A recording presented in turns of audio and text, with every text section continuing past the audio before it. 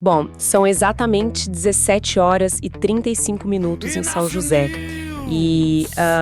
O termômetro na parede jura de pés juntos que faz agradáveis 27 graus Celsius. É um número perfeitamente razoável, né? Super razoável. Mas, para quem tá no asfalto agora, caminhando sobre um céu majoritariamente claro, o corpo tá trabalhando como se estivesse quase batendo nos 30 graus. Nossa, sim, a sensação térmica oficial tá em 29 graus, na verdade. Pois é, e aí fica a pergunta: o termômetro tá mentindo ou a gente simplesmente não sabe ler o que o clima realmente está tentando dizer? É bem por aí mesmo. É exatamente essa dinâmica atmosférica mais complexa que a gente vai desvendar hoje no nosso mergulho profundo. Nós temos em mãos aqui o mais recente boletim meteorológico do Inácio News para a cidade de São José, datado de hoje, quinta-feira, 16 de abril de 2026. Isso. E a vossa missão aqui não é simplesmente recitar números de uma tela. Claro que não! O objetivo é pegar essa montanha de dados brutos e entender, como a pressão, a umidade e a temperatura interagem em tempo real para moldar os próximos dias. O que eu acho mais fascinante aqui é que essa análise de dados meteorológicos se transforma muito rápido numa narrativa de sobrevivência térmica. Sobrevivência térmica, eu gostei desse termo. Porque as previsões do tempo não são apenas, aquelas tabelas chatas de máximas e mínimas.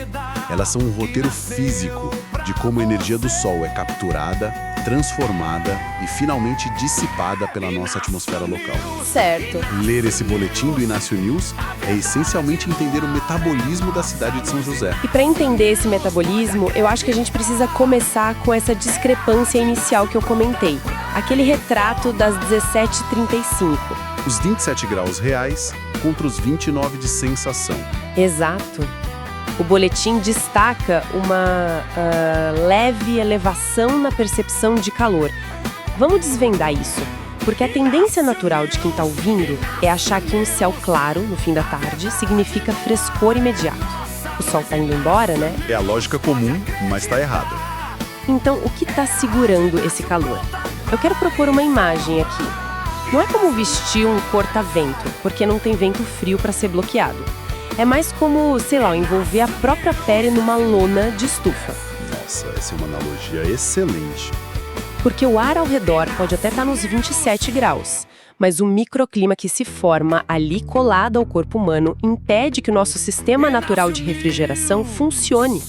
A pele humana não é um sensor inerte de vidro e mercúrio. O nosso corpo tenta desesperadamente manter aquela temperatura interna constante, ali na casa dos 36,5. E ele faz isso principalmente através da evaporação do suor. Sim. Então, quando o boletim menciona essa tal elevação na percepção de calor, ele está indicando que o ar de São José está carregando uma combinação bem sorrateira, de umidade com radiação residual. Então, se o ar já tem uma saturação de vapor de água alta, o suor não tem para onde ir. Exatamente. O suor simplesmente não evapora. E sem evaporação, não tem resfriamento. O corpo retém o calor. Retém. E aí o coração começa a bombear mais sangue para a superfície da pele numa tentativa inútil de trocar energia. É aí que o esforço fisiológico dispara. Mas espera aí. O boletim diz claramente que o céu está majoritariamente claro neste momento. Se não tem um teto de nuvens espesso abafando a cidade agora no fim da tarde, por que essa radiação residual ainda está tão forte? É uma ótima pergunta. O calor não deveria simplesmente escapar para a atmosfera lá em cima? Olha, escaparia muito mais rápido se a cidade fosse feita só de grama e terra. Ah, o concreto. Sim. Estamos falando de um ambiente urbano, né? Durante todo o dia, sob esse mesmo céu claro, o asfalto, o concreto dos prédios, as calçadas de São José, tudo isso atuou como uma bateria térmica gigantesca. Bateria térmica. Faz muito sentido. Esses materiais têm uma capacidade absurda de absorção e armazenamento de radiação solar, a chamada radiação de ondas curtas. E agora, no final da tarde, enquanto o Sol perde a força, essa infraestrutura começa a liberar toda essa energia acumulada de volta para o ar. Só que na forma de radiação de ondas longas. Exato. Então, quem está caminhando nas ruas às 17h35 não está recebendo calor só de cima do sol poente. Está sendo literalmente assado por baixo e pelos lados. pelas próprias construções. Nossa, é a cidade devolvendo o golpe. Isso muda totalmente a leitura daqueles 27 graus no termômetro. Muda completamente. Aquele número é só a agitação das moléculas no ar.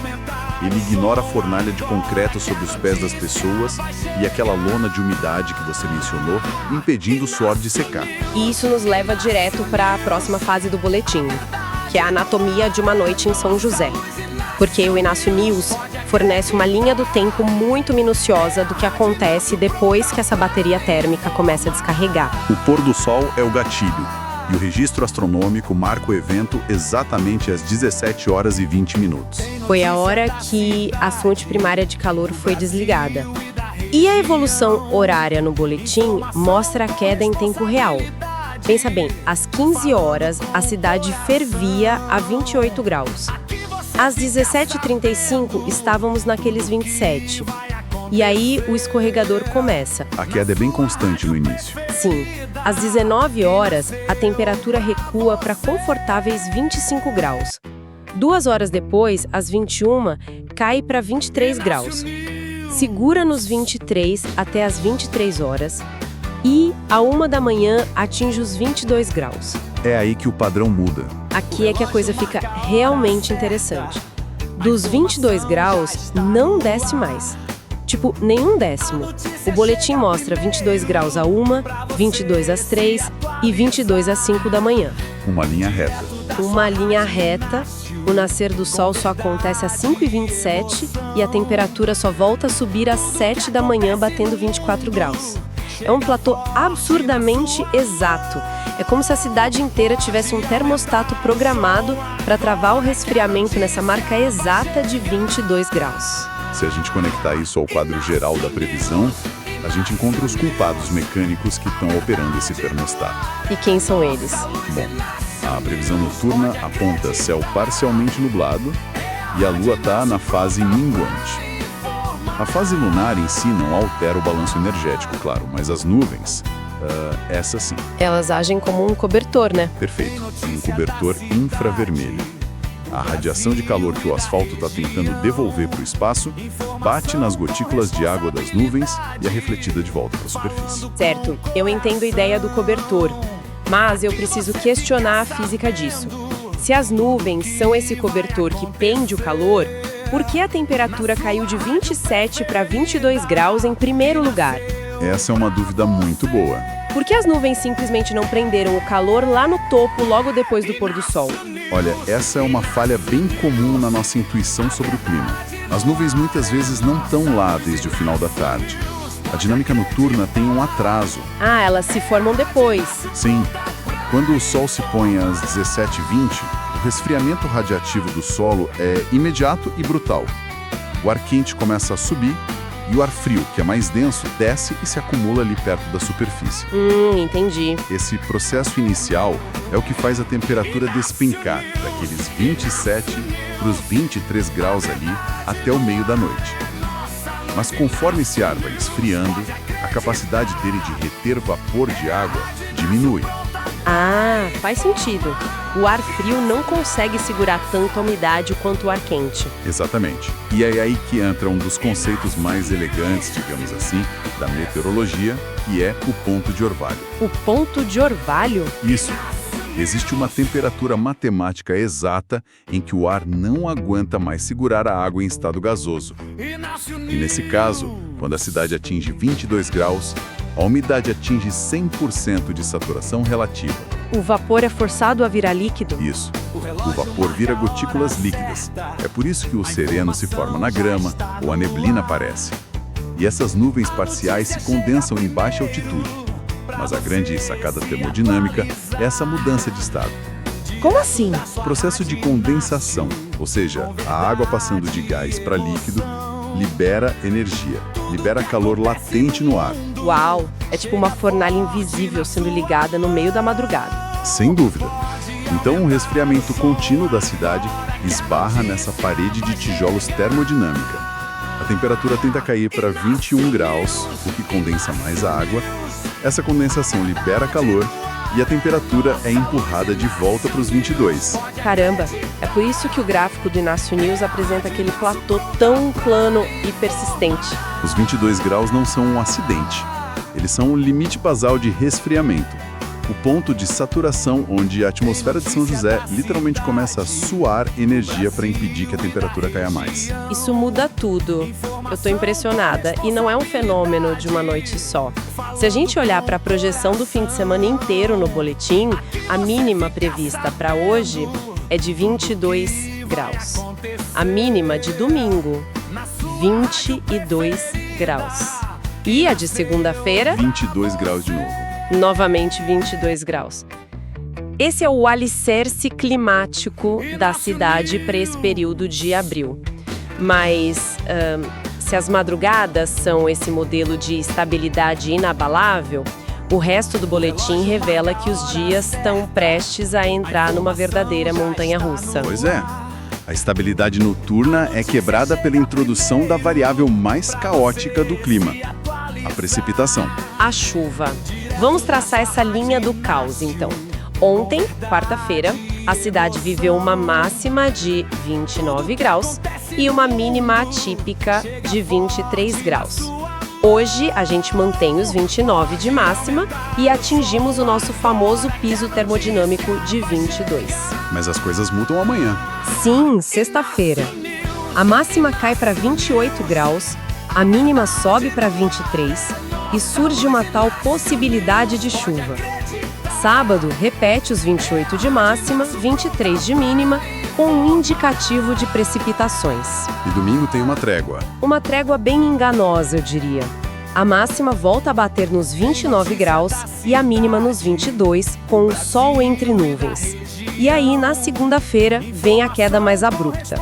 A máxima despenca para 27 graus, com a mínima nos 22, e embalada por uma previsão bem direta de pancadas de chuva. Tem uma correlação inegável nesses dados. Quando a menção à chuva se intensifica no texto, a temperatura máxima diurna imediatamente encolhe. A amplitude térmica é esmagada. Isso mesmo. Mas é exatamente aqui que os dados do boletim geram uma confusão tremenda para quem precisa tomar decisões práticas. Porque o Inácio News traz os índices de probabilidade de chuva e os números oscilam apenas entre 5% e 33%. É uma margem bem específica. E a informação acrescenta que a maior chance ocorre durante a manhã e o início da tarde. Então, o que tudo isso significa na prática? A gente tem palavras de alerta como pancadas previstas, lado a lado com um risco máximo que mal chega a 1/3. 33% parece pouco. Matematicamente falando, é uma chance muito baixa. Num jogo simples de adivinhação, seria como dizer que tem quase 70% de chance do dia continuar perfeitamente seco. Isso é motivo real para alguém alterar os planos de um sábado de manhã ao ar livre? Olha, isso levanta a maior armadilha de interpretação pública que existe na meteorologia. A nossa intuição leva a crer que uma chance de 33% é como, sei lá, jogar um dado e apostar num único número. Exato. Mas a probabilidade de precipitação, que os meteorologistas chamam de POP na sigla técnica, ela não mede apenas a chance de chover num ponto isolado. É uma fórmula matemática. E como é essa fórmula? Ela multiplica duas coisas. O grau de confiança de que a chuva vai se formar em qualquer lugar da região, multiplicado pela porcentagem de área que essa chuva vai cobrir. Ok, vamos desmembrar essa fórmula para não deixar ninguém confuso. Como isso funciona na prática, digamos, para a cidade de São José? Imagina que os modelos meteorológicos tenham 100% de certeza de que uma tempestade vai acontecer dentro dos limites do município na segunda-feira de manhã. Certeza absoluta, então. Certeza absoluta. No entanto, o radar mostra que as nuvens de tempestade são pequenas e vão cobrir só 33% do território da cidade. Se você multiplicar 100% de confiança por 33% de área, o boletim vai reportar uma probabilidade de 33%. Ah, entendi. E tem o outro cenário. Sim, pega outro cenário. Os meteorologistas estão divididos. Tem apenas 50% de confiança de que a chuva sequer vai se formar. Mas, se ela se formar, o sistema é massivo e vai cobrir 66% da cidade. E aí a conta é 50 vezes 66. Exato. 50% vezes 66% também resulta num top de 33%. Nossa, isso é uma revelação assustadora.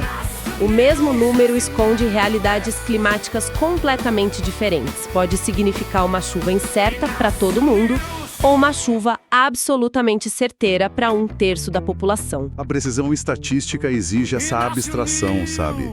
E é por isso que a linguagem do Inácio News é tão calibrada. Na sexta, eles usam a palavra possibilidade. No sábado, indicativo. Palavras que sugerem informações esparsas. Exatamente. Mas na segunda-feira, o uso de pancadas de chuva já indica células de tempestade mais convectivas, mais rápidas e intensas. Mesmo que a probabilidade matemática do modelo global ainda aponte os mesmos 33% para uma determinada janela de tempo. Interessante. E tem um detalhe que não pode passar despercebido de jeito nenhum. A chuva não traz apenas água, ela traz um colapso na energia do sistema. É o mecanismo de resfriamento em ação. É por isso que a máxima sofre aquele baque na segunda-feira, caindo de 29 para 27 graus. Sem a menor dúvida, o boletim é muito específico ao posicionar a maior chance de chuva no período da manhã e início da tarde. Esse é o detalhe que muda o jogo, né? Por causa do horário do sol. Isso. A energia térmica necessária para aquecer o asfalto e elevar a cidade aos 29 graus lá no domingo, ela exige horas e horas de insolação ininterrupta até as 3 da tarde. E se chover antes? Se uma pancada de chuva atinge São José às 10 da manhã, várias coisas acontecem simultaneamente. As nuvens bloqueiam o pico de radiação solar. A água fria que cai lá da atmosfera superior resfria o concreto por contato. Uma chuva fria no asfalto quente. Exato. E o mais importante, toda a energia do sol que ainda consegue atravessar as nuvens não é gastada aquecendo o ar. Ela é gasta evaporando as poças de água no chão. A mudança de fase da água rouba o calor que seria usado para cozinhar a cidade. O aquecimento diurno é abortado logo no início, então. Sim, o teto de calor da cidade é fisicamente forçado para baixo. Por isso, a máxima não passa de 27 graus na segunda-feira. Enquanto no domingo, de sol entre nuvens, sem menção a pancadas expressivas, o teto volta livremente para os 29 graus. A chuva funciona como uma válvula de alívio de pressão térmica, né? Exatamente. Antes que o ar alcance o seu potencial máximo de aquecimento. É fascinante como desvendar a mecânica transforma um boletim de aparência maçante numa planta baixa de funcionamento de uma máquina complexa. Então, olhando para o planejamento prático de quem está tentando organizar os próximos dias com base nesses dados, o que quem está ouvindo a gente deve extrair de toda essa análise técnica? A maior vantagem é parar de olhar para a previsão como uma roleta de azar e passar a usar os dados como um cronograma de eventos físicos, sabe? Uma agenda do clima. Isso. Sabendo que as manhãs e os inícios de tarde carregam essa probabilidade astuta de 5 a 33%, a regra de ouro para eventos vulneráveis à chuva em São José nesse fim de semana é evitar o período antes das 3 da tarde. Faz sentido. Se existe um risco de 100% de chover sobre 1/3 da cidade, é preferível não estar no caminho estatístico bem no horário de pico de formação de nuvens.